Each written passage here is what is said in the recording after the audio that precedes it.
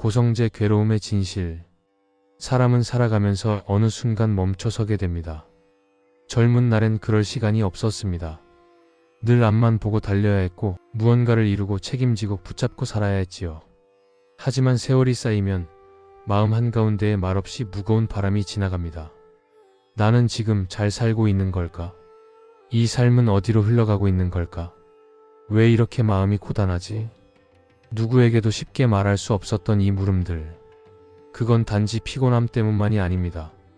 살아오며 하나하나 버티며 채워온 것들이 어느 순간 낯설어지고 허전하게 느껴지는 그 지점이 분명히 존재합니다.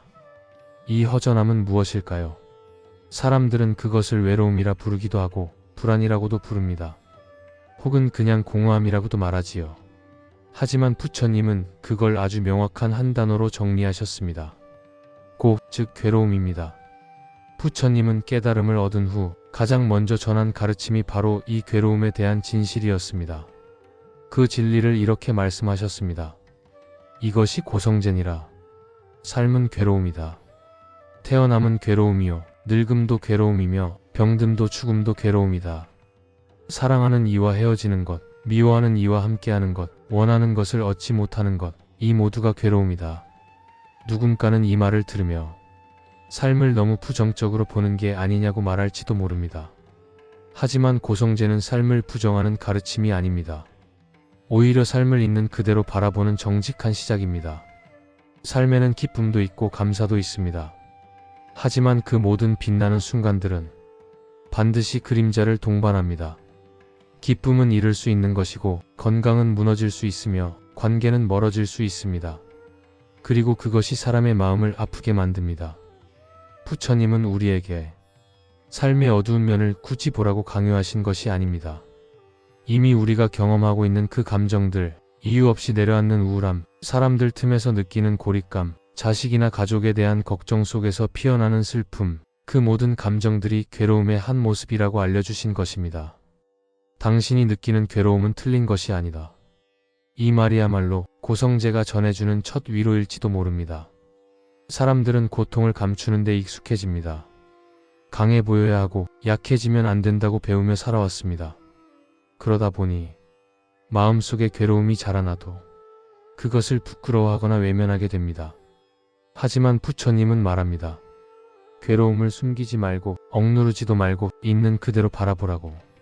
왜냐하면 괴로움을 인정하는 순간 그 괴로움은 더 이상 우리를 휘감지 못하기 때문입니다. 그건 마치 어두운 방에서 불을 켜는 것과 같습니다. 두려움은 사라지고 보이지 않던 구조가 드러납니다. 아, 내가 지금 괴로워하고 있구나. 그럴 수 있지. 지금 내 삶이 힘든 건 내가 잘못해서가 아니라 삶 자체가 그런 성질을 갖고 있기 때문이구나. 이렇게 인정하게 되는 순간 우리 마음은 한 걸음 더 가벼워집니다. 삶이 괴로움이라는 건 단지 고통만이 존재한다는 뜻이 아닙니다.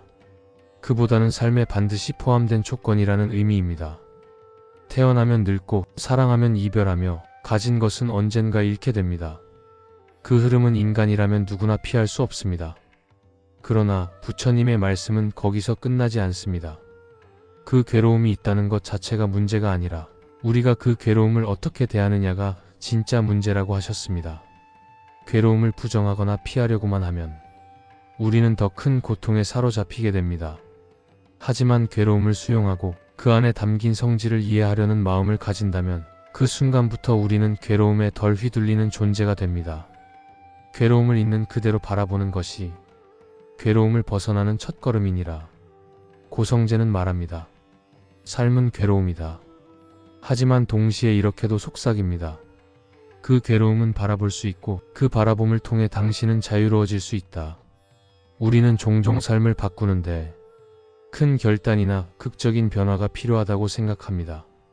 하지만 부처님은 가장 작은 지점에서부터 출발하라고 하셨습니다. 그 시작은 나는 지금 괴로움을 느끼고 있다는 정직한 인정입니다. 그 인정 위에 이해가 자라나고 그 이해 위에 노임이 시작되며 그 노임 속에서 우리는 조금씩 평화에 가까워지게 됩니다. 삶이 힘들다고 느껴질 때, 당신이 무너지고 있다고 느껴질 때, 그건 어쩌면 당신 마음이 가장 진실한 무언가를 말하고 있는 순간일지도 모릅니다. 부처님은 그 순간을 부끄러워하지 말고 오히려 조용히 귀 기울이라고 하셨습니다. 고성제는 깨달음의 시작이자 삶을 새롭게 보는 눈입니다. 왜 이렇게 힘든가?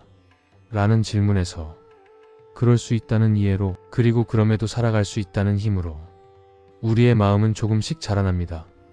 오늘도 당신이 겪는 괴로움은 결코 당신만의 것이 아닙니다. 그 괴로움은 수천 년 전 수행자들도 겪었고 그 길 위에 있었던 이들도 걸어온 길입니다.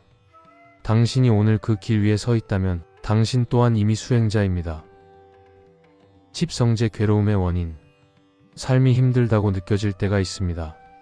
무언가 분명히 잘못된 것 같지는 않은데 마음속이 허전하고 모든 것이 버겁게 느껴지는 그런 순간들. 어떤 때는 갑작스러운 감정이 밀려오고 어떤 날은 그냥 숨 쉬는 것조차 어렵게 느껴집니다. 이럴 때 사람들은 흔히 이렇게 말합니다. 다 지나갈 거야. 그냥 기분 탓이야. 신경 쓰지 마. 하지만 부처님은 그렇게 말하지 않으셨습니다. 부처님은 괴로움을 단순히 위로하거나 무시하지 않았습니다. 오히려 그 괴로움의 뿌리를 정확히 들여다보셨습니다. 그리고 이렇게 말씀하셨습니다.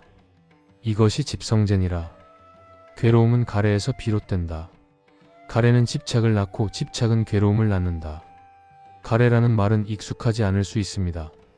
직역하면 목마른 사랑 또는 타는 욕망입니다. 부처님은 우리 마음 깊은 곳에 있는 이 가래가 괴로움의 씨앗이라고 하셨습니다. 욕망은 인간에게 자연스러운 본능입니다. 사랑받고 싶고 안정되고 싶고 나아지고 싶은 마음은 그 자체로 문제되지 않습니다. 그러나 이 욕망이 반드시 그래야 한다는 집착으로 바뀌는 순간 우리는 괴로움의 굴레에 갇히게 됩니다. 부처님은 가래를 세 가지로 나누어 설명하셨습니다. 우리는 이 가래들을 거의 매일 경험하며 살아갑니다. 첫 번째, 감각에 대한 가래. 맛있는 음식을 먹고 싶고 좋은 음악을 듣고 싶고 따뜻한 말과 예쁜 모습을 가까이 두고 싶어집니다.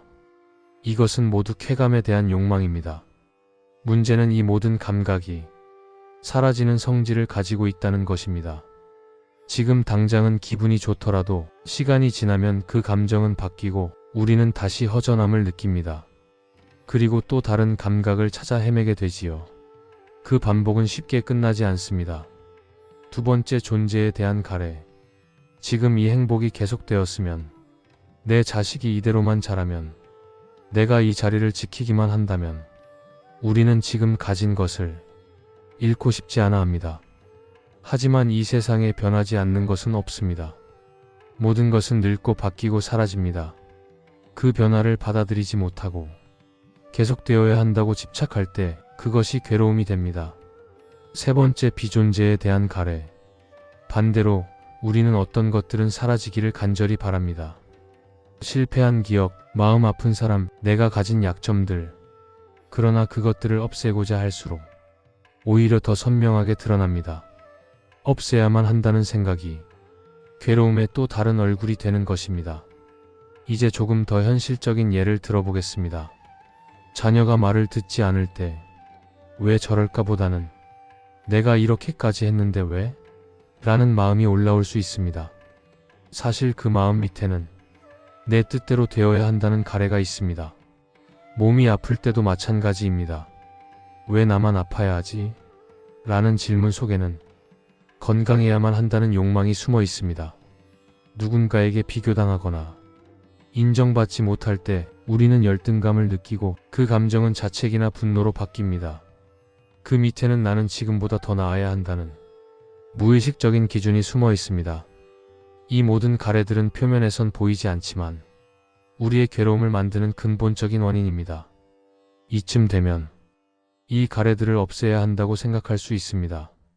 하지만 부처님은 그렇게 말씀하시지 않았습니다. 억제하거나 억누르려 하지 말라. 단지 그것이 생기는 것을 알고 그것이 멈추는 길을 보라. 가래는 억지로 버릴 수 없습니다. 오히려 억누를수록 마음 깊이 스며듭니다. 해결의 실마리는 알아차림입니다. 가장 먼저 해야 할 일은 내가 지금 무엇을 갈망하고 있는지를 알아차리는 것입니다. 나는 지금 왜 이토록 불편한가? 나는 지금 무엇을 원하고 있나? 그것은 정말 필요한가? 아니면 익숙한 습관인가? 이 질문들에 솔직해질 수 있다면 이미 절반은 놓은 것입니다. 알아차림은 가래를 없애는 힘이 아니라 거리를 두는 힘입니다. 그 거리 안에서 우리는 스스로를 관찰하게 됩니다. 관찰하는 나와 감정 속에 내가 분리되는 순간 마음은 조금씩 자유로워집니다. 사람들은 종종 무언가를 놓는다고 하면 잃는다고 생각합니다. 하지만 놓는다는 건 잃는 게 아니라 쥐고 있었던 고통을 내려놓는 것입니다. 그렇게 비워낸 자리에는 더 편안한 관계가 들어오고 있는 그대로의 나를 인정하는 마음이 자라납니다. 욕망이 가득한 마음은 늘 무겁고 긴장되어 있지만 욕망을 내려놓은 마음은 조금은 가볍고 따뜻합니다. 삶은 우리가 원하는 대로 움직여주지 않습니다. 그러나 부처님은 그 안에 노임의 가능성이 있다고 말씀하셨습니다. 가래를 알아차리고 그 집착을 부드럽게 내려놓을 수 있을 때 우리는 괴로움에서 조금씩 멀어질 수 있습니다. 이것이 두 번째 진리, 집성제가 전하는 지혜입니다. 괴로움에는 원인이 있고 그 원인은 알아차릴 수 있으며 그 알아차림은 곧 해방의 길이 될 수 있습니다. 오늘 당신 마음속에도 그 작고 고요한 자유의 씨앗이 심어지기를 바랍니다. 멸성제 괴로움의 소멸. 사람은 누구나 괴로움에서 벗어나고 싶어 합니다. 누구도 괴로운 삶을 원하지는 않지요. 하지만 그 괴로움이 너무 오래되면 이제는 벗어나는 게 불가능하다고 느껴질 때가 있습니다. 그럴 때 부처님은 이렇게 말씀하십니다. 괴로움은 끝날 수 있다. 가래가 소멸되면 괴로움도 함께 사라진다. 그리고 그 자리엔 고요한 평화가 피어난다.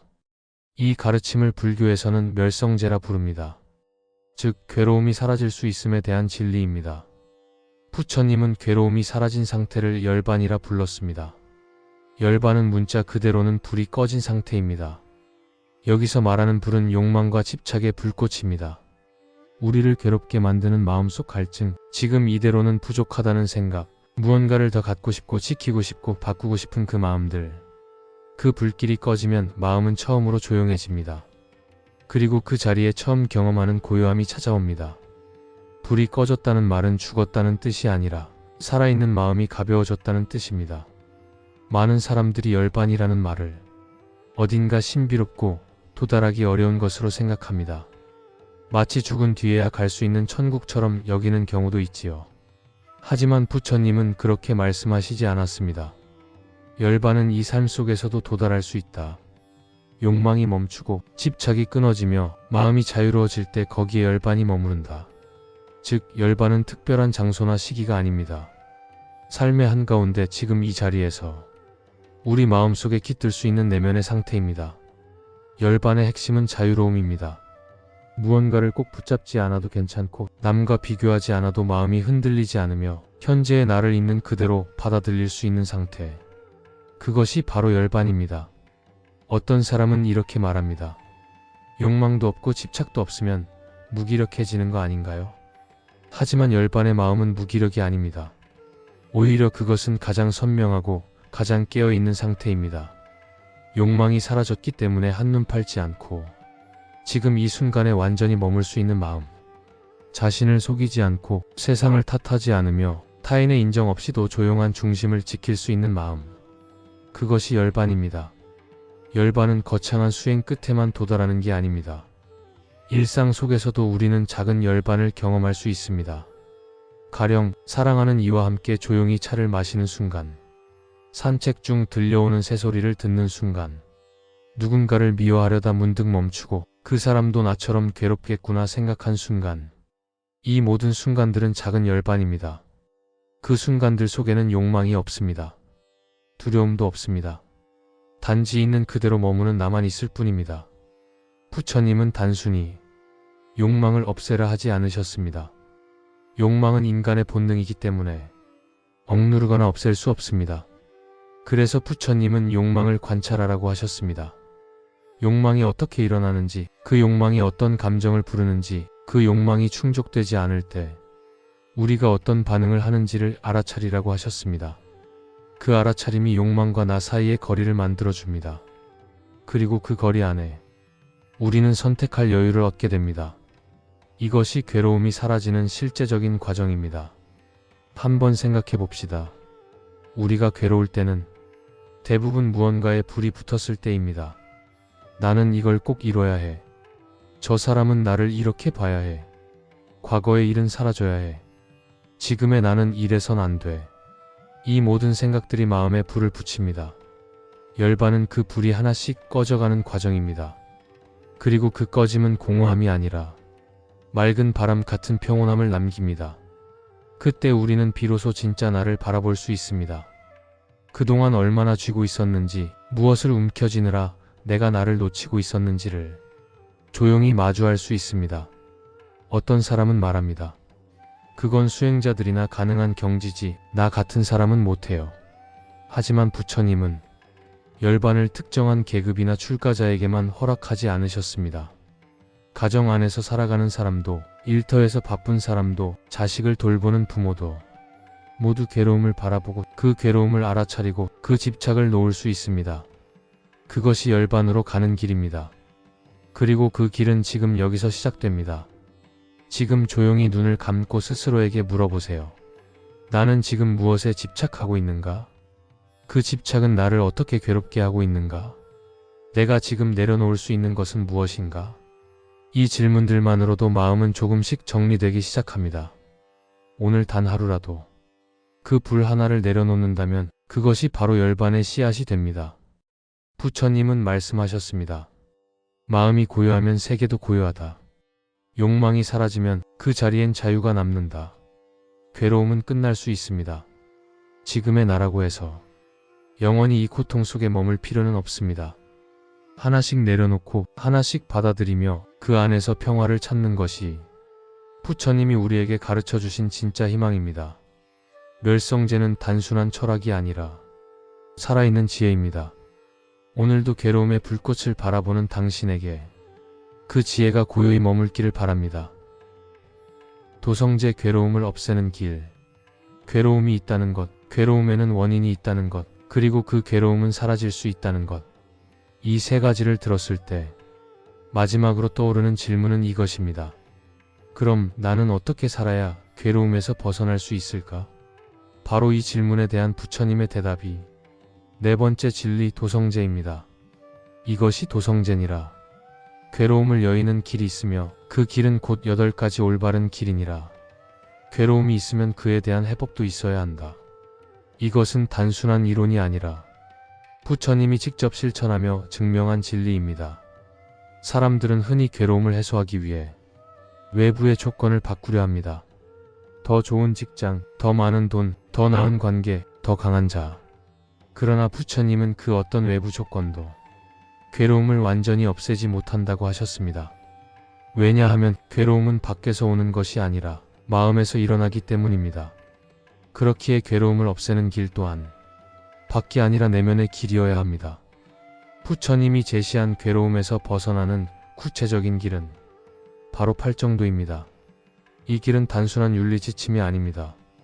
삶 전체를 관통하는 생각, 말, 행동, 삶의 태도를 바르게 정돈하는 수행입니다. 팔정도는 다음과 같은 8가지로 이루어져 있습니다. 정견 바른 이해, 정사 바른 생각, 정어 바른 말, 정업 바른 행동, 정명 바른 생계, 정정진 바른 노력, 정념 바른 알아차림, 정정 바른 집중. 모든 길의 시작은 정견 즉 바른 관점입니다. 우리는 세상을 주관적으로 봅니다. 좋고 싫고 옳고 그름이 모두 나의 경험과 감정에 의존합니다. 하지만 부처님은 이 세상에는 고무상 무아라는 3가지 보편적 진리가 있다고 보셨습니다. 즉 모든 것은 괴롭고 모든 것은 변하며 모든 것은 내 것이 아니라는 통찰. 이걸 받아들이는 것이 정견입니다. 그리고 그 정견 위에 세워지는 것이 정사 바른 생각입니다. 해치지 않겠다는 마음, 탐하지 않겠다는 마음, 집착하지 않겠다는 마음. 이것이 바른 생각입니다.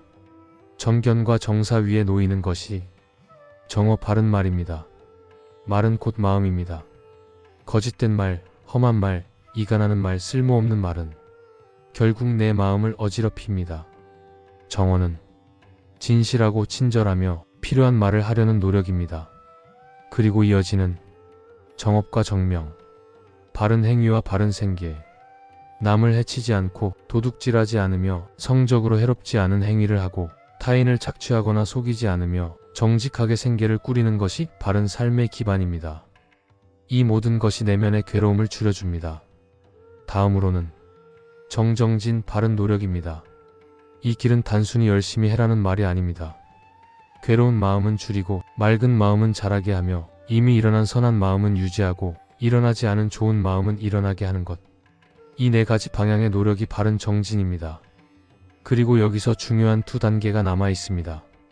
정념과 정정입니다. 정념은 마음의 알아차림입니다. 지금 이 순간 내 마음이 어디에 머물러 있는지, 어떤 감정이 스치고 가는지 그걸 알아차리는 힘. 정정은 마음을 한 곳에 집중시키는 명상입니다. 호흡을 바라보며 오직 지금 이 순간에 머무는 것. 그 안에서 집착이 사라지고 평화가 깃듭니다. 팔정도는 어떤 단계를 밟으면 끝나는 길이 아닙니다. 이 길은 한 번에 걷는 길이 아니라 매일 다시 선택하는 길입니다. 넘어지기도 하고 실수하기도 하며 다시 일어나는 걸 반복합니다.